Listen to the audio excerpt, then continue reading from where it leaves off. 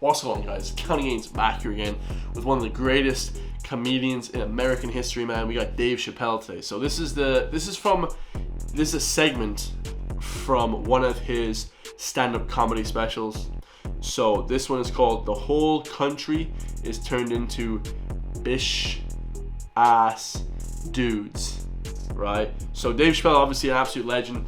This is around the time when all this woke stuff going on about a year ago, 6 months to a year ago. All this woke PC culture is coming into play. So Dave Chappelle absolutely wrecks these people. I haven't watched this segment yet, no cap. So let's get straight to it, guys. Hit that subscribe button. Tell me what you guys think in the comments down below. Tell me other Dave Chappelle specials to react to, and let's go.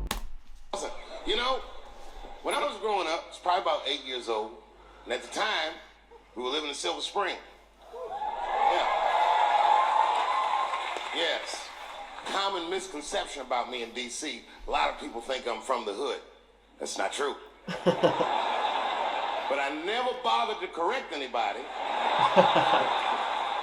because I wanted the streets to embrace me. That's funny. As a matter of fact, I kept it up as a ruse. A ruse. Like sometimes I'll hang out with rappers like Nas and them, and these motherfuckers will start talking about the projects. Yo, it was wild in the PJs, yo. And I'd be like, word, nigga, word. But I don't know. I don't know. I have no idea. That's funny. My parents. Most artists and like rappers and stuff do that as well. Especially in Ireland as well, they do that. Like posh people, private school people, they go and they rap about stuff like hard, like they've been through a hard life, pretty much. It's kind of funny. Did just well enough so that I could grow up poor around white people.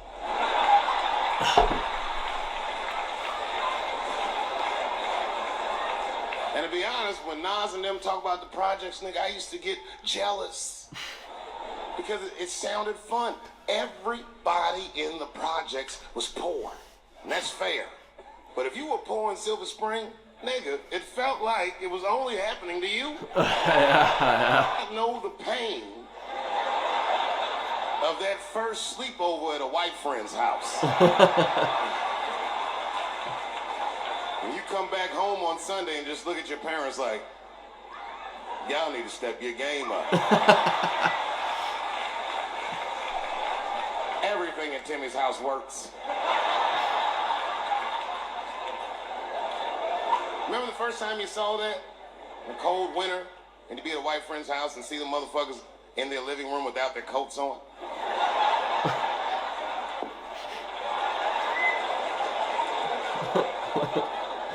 It's like saying they can't afford heating, right? Timmy was one of my first white friends, like in my life, man. He's a good dude too. He moved to Silver Spring from Utah, of all places. I guess his family was affiliated with that Mormon church they got down there, and me and him used to hang out. And one day I was at his house, we were just hanging out, and Timmy says, "Dave, why don't you stay for dinner tonight?" I said, "Oh man, I'd love to, but I can't. If I'm not home before dark, my mother will kill me." That was a lie. My mother had several jobs. I hadn't seen her in like 3 or 4 days. At that point in my life, it was my experience that white dinner wasn't delicious.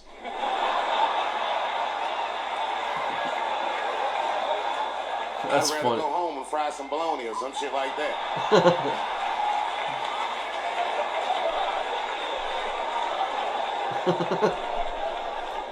But then old Timmy threw me a curveball I wasn't expecting. He said, "Oh, it's too bad you can't stay, Dave, because Mom made stovetop stuffing." I said, "What the fuck, stovetop?" What's that? Well, hold on, nigga. Let me make some phone calls real quick. What's I've stovetop? seen that commercial so many times. I had dreamt of getting my hands on some of that stovetop stuffing. And finally, I met a motherfucker that actually had a box of stovetop in the house. I couldn't miss this opportunity, so I pretended to call my mother. And then I came back and I said, Timmy, you're not gonna believe this great news. Mom said I can stay. And he said, fantastic. He said, why don't you come with me and we'll help set the table and then we can say the blessing. I had no interest in setting this motherfucker's table or saying these crazy ass Mormon prayers. I just wanted a goddamn stuffing. My hands first. My plan was simple. wash my hands slowly, and by the time I'm done, the table will be set, the blessing will be said, and all that there will be left to do is eat. Went to the bathroom. I washed my hands very slowly. I must have been in there for about 10 minutes. And suddenly, one of his mothers came to the door. Oh, yeah. Because Mormons have like 3 or 4 wives, isn't it? That's funny. She was like, "Hi, David, right?" I said, "Yes, ma'am." She said, "Timmy tells me that you're planning on staying for dinner." I said, "I hope that's not a problem, ma'am."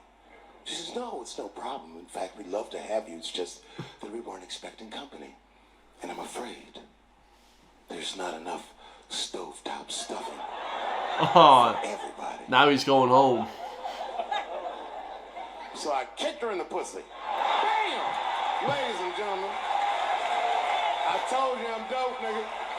I told you what I was gonna say, and you still didn't see it coming. And that's why I make the big bucks. This guys.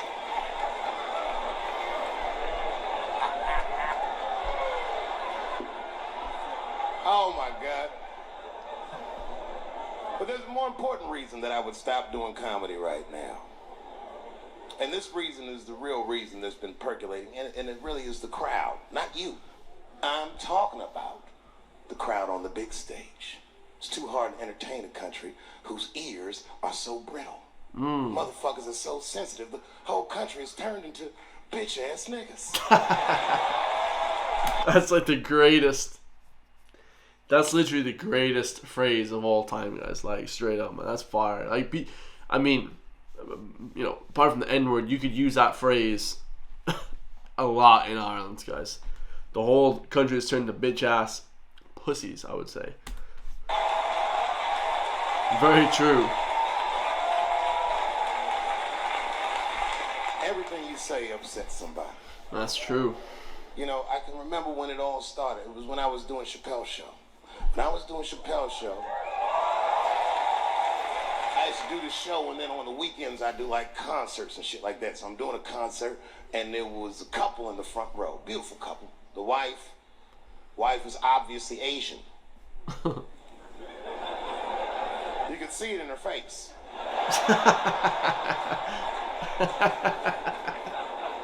What?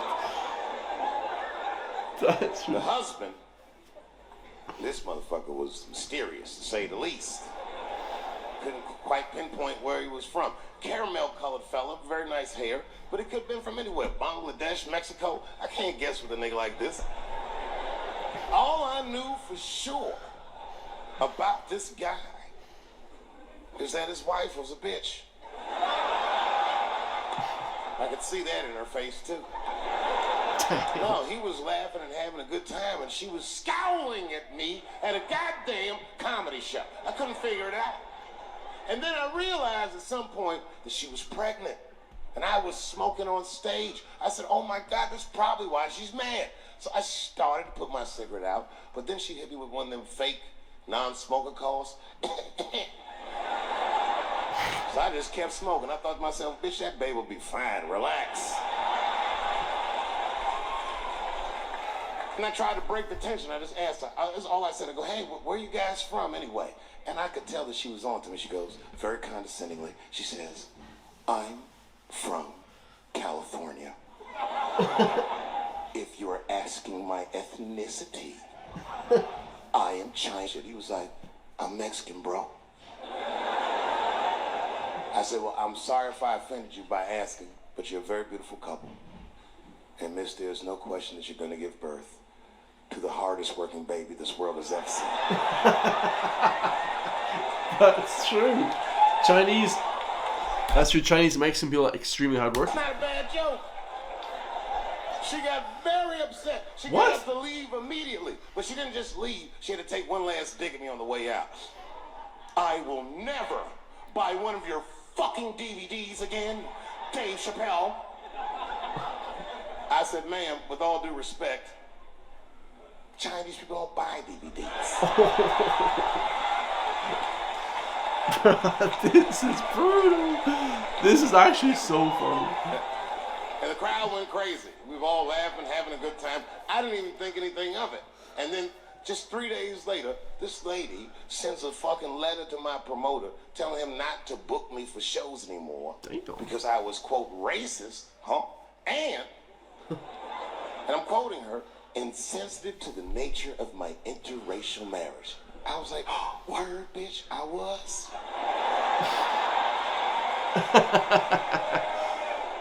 And she would know that I myself am in an interracial marriage.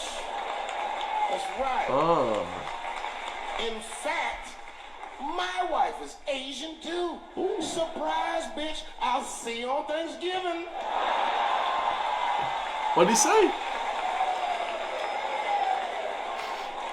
But my wife's not Chinese. She's Filipino. Ah, beautiful Filipino. That's right. And our Beautiful. kids are Puerto Rican somehow, so there you go. But I don't give a fuck about interracial marriage. In fact, you know what? My mother is half white. A lot of people don't know that. Oh, all right, you were a little too excited. Okay.